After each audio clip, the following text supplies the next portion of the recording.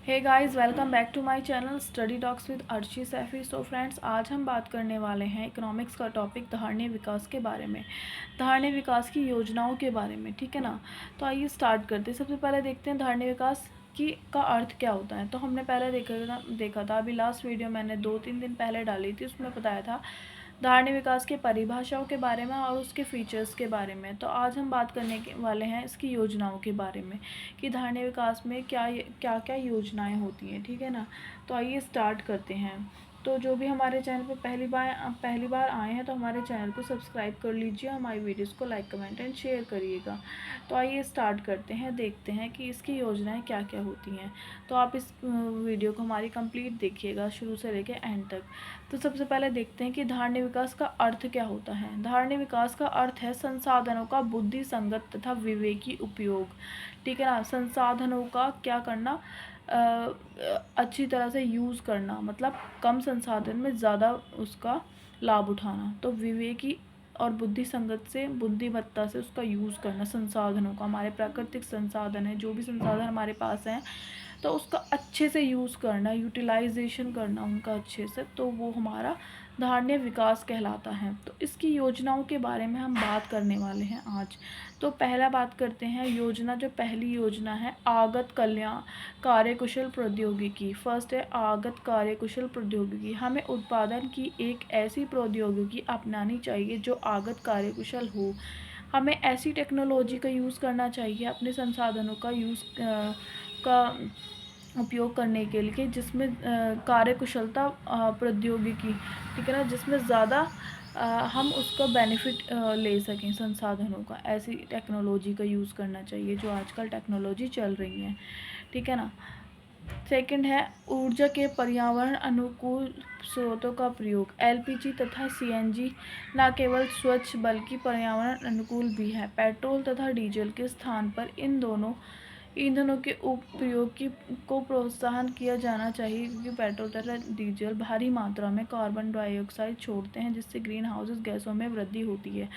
तो ऊर्जा के पर्यावरण अनुकूल स्रोतों का प्रयोग। तो हमें क्या करना चाहिए, अपने पर्यावरण को बचाने के लिए, अपने पर्यावरण की सुरक्षा के लिए ऐसे स्रोतों का यूज़ करना चाहिए, ऐसे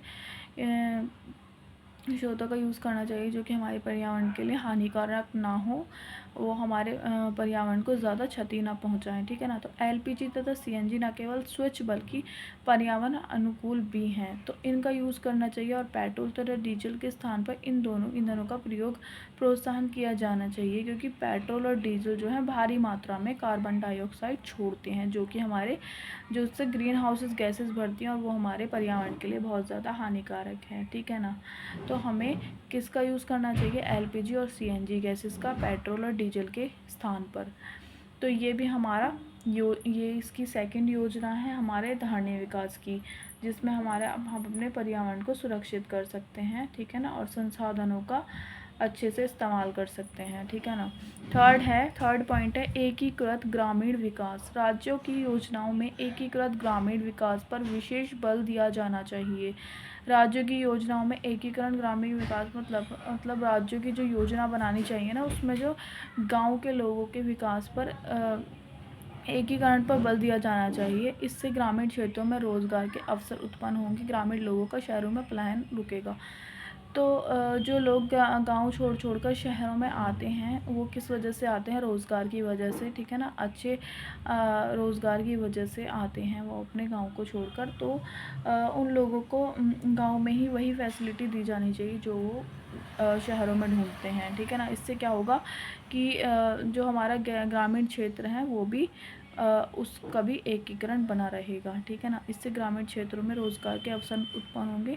ग्रामीण एकीकरणता पे बल देना चाहिए, जिससे कि क्या होगा, गांव में रोज़गार उत्पन्न होगा। और उससे क्या होगा कि जब गाँव में रोज़गार ही मिल जाएगा तो लोग शहरों में पलायन कम करेंगे और अब वहीं पर अपने रोज़गार, मतलब वहीं पर उनको रोज़गार मिल जाएगा तो वहीं पर वो रहेंगे, फिर शहरों में नहीं आएंगे। ठीक है ना। फोर्थ पॉइंट है सूर्य की रोशनी को सौर ऊर्जा तथा सौर ऊर्जा को बिजली में बदलना। फोर्थ पॉइंट में हमने क्या देखना है, सूर्य की जो रोशनी है, जो सूरज की रोशनी है, उसको सौर ऊर्जा में बदलना पहले, और फिर सौर ऊर्जा को बिजली में बदलना।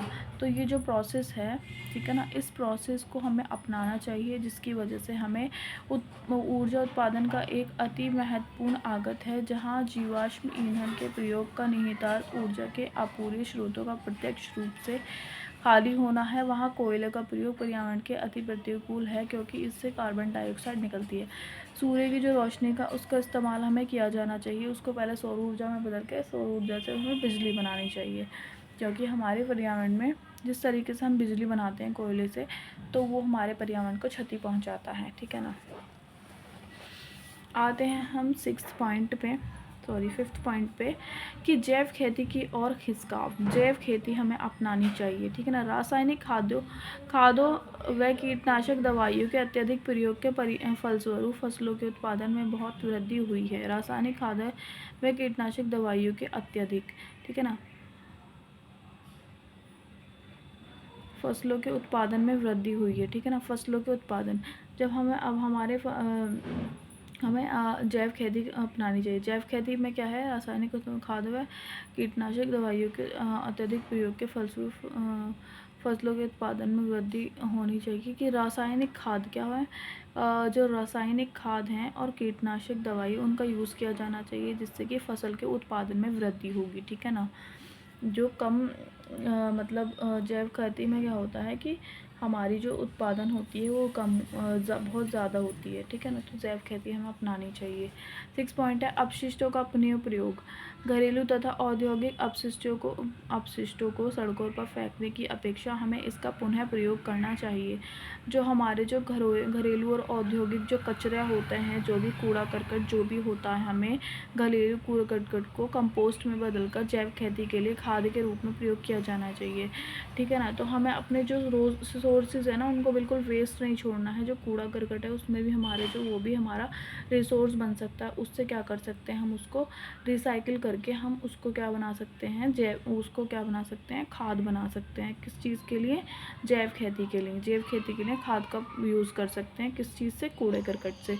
तो हमें अपने पर्यावरण को, अपने देश को बचाने के लिए हमें बिल्कुल भी संसाधनों का बिल्कुल भी वेस्टेज नहीं करनी, बिल्कुल भी उसको संभाल के रखना है और उसका अच्छे से यूज़ करना है, ताकि हम अब भी वर्तमान में भी उसका फ़ायदा उठा सकें, और आगे आने वाली जो हमारी पीढ़ी है, आगे आने वाली जनरेशन, उनके लिए भी हम उसको संसाधनों को छोड़ सकें, ठीक है ना।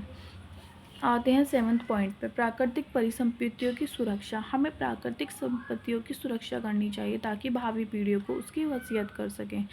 तो जो प्राकृतिक संपत्ति है, जैसे हमारे माउंटेन्स हो गए, है ना, हमारे क्या हो गए, कोयला हो गया, जो भी हमारी प्राकृतिक संपत्ति है, पेड़ पौधे हो गए, जो भी प्राकृतिक से हमें मिल रहा है, प्रकृति से हमें जो मिल रहा है, वो सब चीज़ें जो हो गई, उसकी हमें क्या करनी चाहिए, सुरक्षा करनी चाहिए, ताकि हम आने वाली जनरेशन को उसको दे सकें, ठीक है ना। क्योंकि ये सब चीज़ें नहीं होंगी तो यहाँ पे अर्थ पे रहना मुश्किल हो जाएगा। अगर पेड़ पौधे नहीं होंगे, ऑक्सीजन नहीं मिलेगी, ठीक है ना, माउंटेन्स वगैरह ये सब चीज़ें नहीं होंगी, तो इनका भी होना ज़रूरी है। तो इनकी हमें क्या रखनी है, देखभाल करनी है अपनी आगे वाली जनरेशन के लिए। और वर्तमान में भी इसका इस तरीके से यूज़ करना है कि हम कम रिसोर्स में ज़्यादा इस्तेमाल कर सकें, ठीक है ना। संसाधनों का इस तरीके से यूज़ करना है।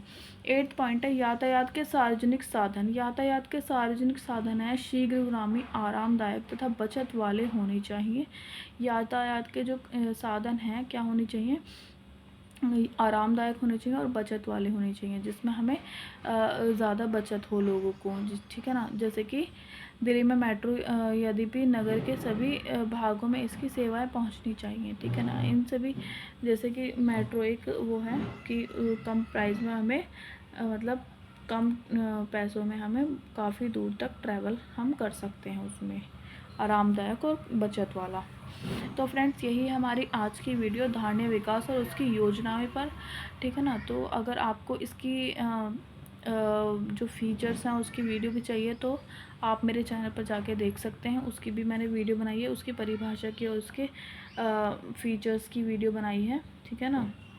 तो फ्रेंड्स, अगर आपको हमारी वीडियो थोड़ी सी भी हेल्पफुल लगी है तो प्लीज़ इसको लाइक करके जाइएगा, और हमारी इस वीडियो को ज़्यादा से ज़्यादा शेयर करें ताकि आपके फ्रेंड्स का भी हेल्प मिल सके, उनको भी हेल्प मिल सके। और अगर आपको किसी भी अदर सब्जेक्ट से रिलेटेड कोई भी क्वेरी है, कुछ भी क्वेश्चन है, तो आप मुझे कमेंट करके बताइए, तो मैं आपको उस पर वीडियो बनाकर दूँगी।